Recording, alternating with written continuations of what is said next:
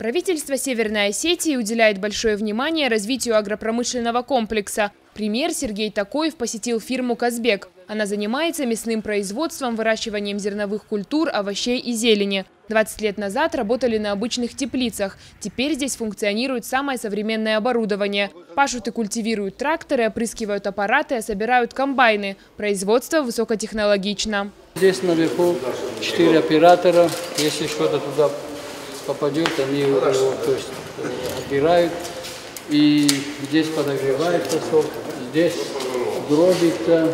Первым делом Сергей Такоев осмотрел поля, где выращивают томаты. Площадь посева 182 гектара. На 56 из них применяется капельное орошение. Один куст может принести около 200 плодов. На поле работают 2 итальянских комбайна, которые самостоятельно отделяют спелые томаты от зеленых. На уборку одного участка уходит 2 недели. Чем позднее сбор, тем больше урожай. Завод перерабатывает 250 тонн томатов в час. Уже к концу августа будет собрана первая партия.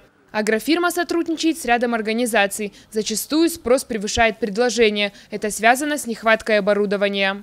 В прошлом году мы потеряли свою прибыль. Она на поле осталась.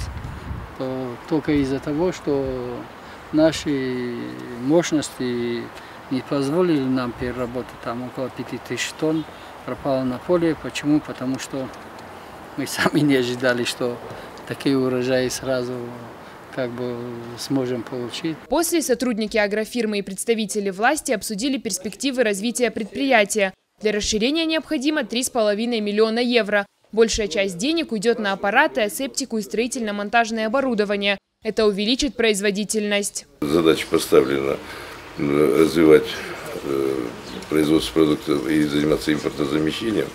Вот как раз сейчас очень хороший момент, когда надо, а предприятие работает успешно, предприятию надо помочь развиваться, чтобы они вот эту нишу сегодня, рынок не только в Осетии, но и за ее пределами занимали. Поэтому... Сегодня разрабатываются проекты по открытию подобного агрокомплекса в Моздокском районе. Работают над тем, чтобы увеличить производительность до 1000 тонн в сутки. Это около 60 тысяч тонн за сезон.